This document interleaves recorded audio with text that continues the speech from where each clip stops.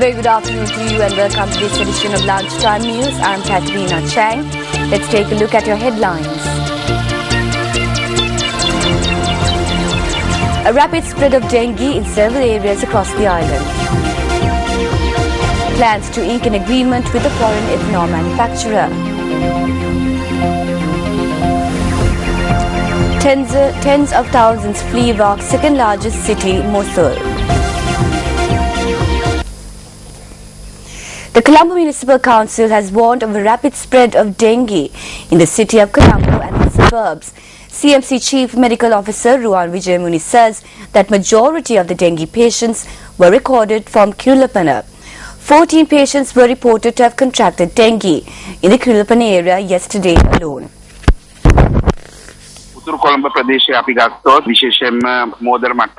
There is a continuous spread of dengue in Colombo. What we can see is that most reports of dengue come from the north and eastern parts of Colombo. Majority of dengue patients were reported to be from Kirulapana, with the number standing at 105 cases of dengue this year alone. Therefore, those who are residing in these areas must exercise caution in order to avoid contracting dengue. Furthermore, starting from January this year, to date, we have had a total number of 1,250 dengue patients from the Colombo area. We believe that the number of dengue patients will increase due to the intermittent showers.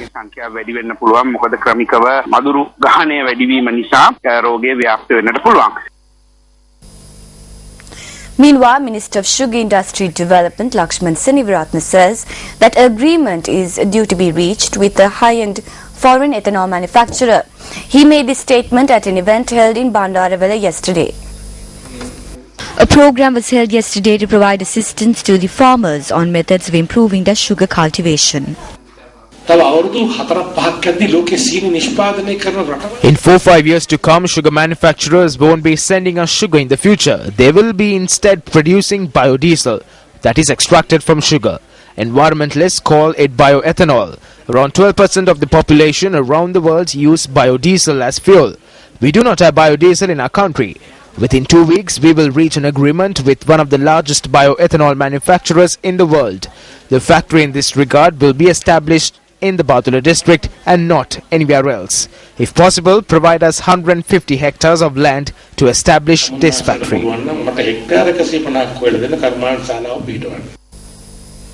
Minister of Economic Development Basil Rajapaksa says that it is during the tenure of President Mahinda Rajapaksa, Grama Seva officers were connected to community development. He made this statement at an event held in Gampa yesterday. The event was held in order to present appointment letters to 226 Grama Seva officers at the Gampa District Secretariat's office.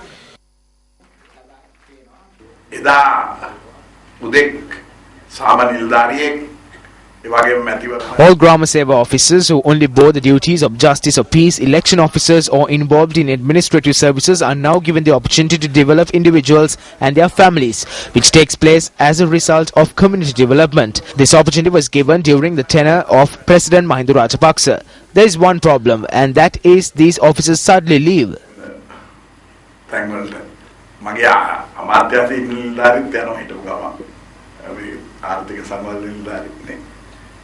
Many of them sit for an examination and are then interviewed and are later given training with much difficulty. If you are an economic development officer, appointment letters were issued by the divisional secretary and were posted to your houses. Hence, there is not much value.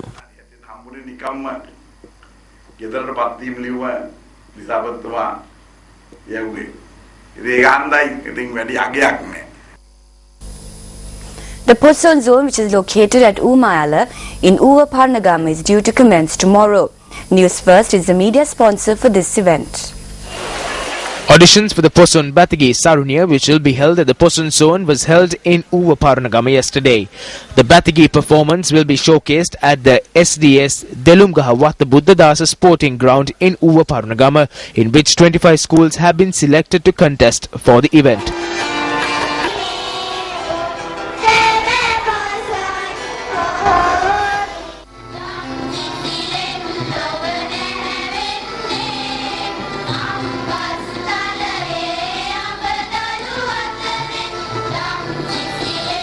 මීට පෙර අපිට මේ වගේ භක්තිගීත සම්දර්ශනයට ඇවිල්ලා මේ වගේ This is the first time we were given the opportunity to participate for such an event. We would like to thank Sirasa for giving us a platform, especially for a rural school like ours, to showcase our talent to the world. පිළිබඳ ස්තුතිවන්ත වෙනවා. A fuel storage facility at the Mahinda Rajapaksa harbour in Runugmagampura will be declared open on the 22nd of this month. Project Minister Highways, Ports and Shipping Rohit Abeguna convened a media briefing yesterday. මේ රටේ ආර්ථිකය ප්‍රබල වශයෙන් ශක්තිමත් කරන තවත් සම්දිස්ථානයක්. This harbour will be a great force to transform our country's economy. The fuel storage complex is able to store fuel for 8 fishing tanks, 3 airplane tanks and 3 gas tanks. Furthermore, the storage complex has the capacity to store 7,400 cubic meters of fuel. From the 22nd of this month, we will be able to take the responsibility to provide fuel to ships that are in close proximity to our harbour. නැව්වලට තෙල් සැපීමේ වගකීම අපි මේ වරායෙන් මේ මාසෙ 22 වෙනිදා ඉඳන් ආරම්භ කරනවා. An individual has drowned in the Puakpit area in Galevala. The deceased, 69-year-old A.G. Vimalasena, was a father of 3 and a resident of the Devahuva area in Galevala. Police noted that he had drowned when he was bathing in the Puakpit lake in Galevala after returning home from work. His body is currently placed at the Galevala Zonal Hospital. The Galevala police are conducting further investigations into the incident.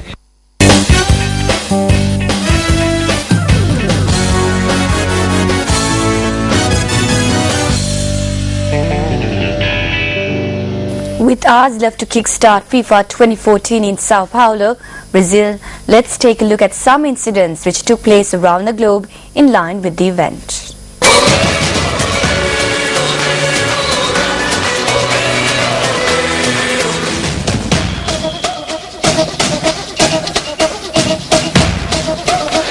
Bullish Belgium touched in the Brazilian city of Sao Paulo, brimming with confidence and strong favourites to top Group H after cruising through qualifying unbeaten, while the clash between Russia and South Korea is likely to decide who joins them in the knockout stages. Algeria have been given little chance of making it to the last 16, but with an improving squad built around French-born players, they should at least improve on their 2010 performance when they failed to score and finished bottom of their group.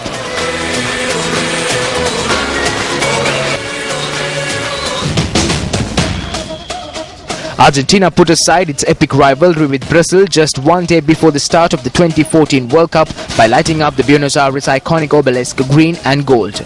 Argentina's gesture comes as Rio de Janeiro's famous Christ the Redeemer statue was illuminated in their neighbor's sky blue and white in a show of cross-border friendship. The display of friendship was part of FIFA's Fair Play initiative, which promotes playing by the rules, using common sense and respecting other players, fans and referees.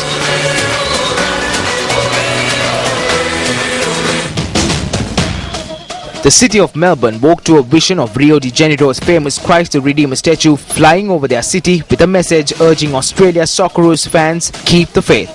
The stunt took aeronautical engineers, designers and seamstresses 5 months to get the balloon off the ground, with the final product being bigger than the real Christ the Redeemer statue in Brazil.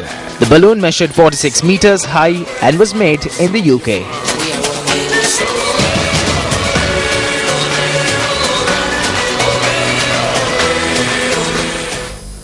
David Beckham's bid for a Major League Soccer team suffered a setback when the city of Miami rejected his plan to build a downtown waterfront stadium on a site next to the Miami Heat basketball arena.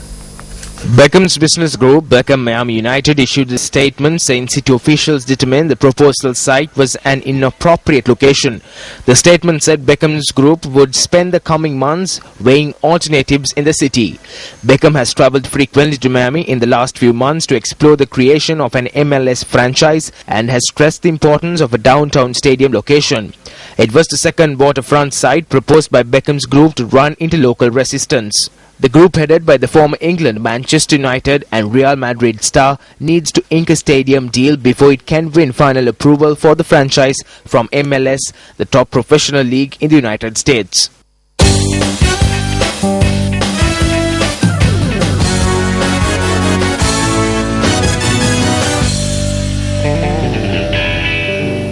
And on On that note, we conclude this edition of Lunchtime News. I'm Katharina Chang.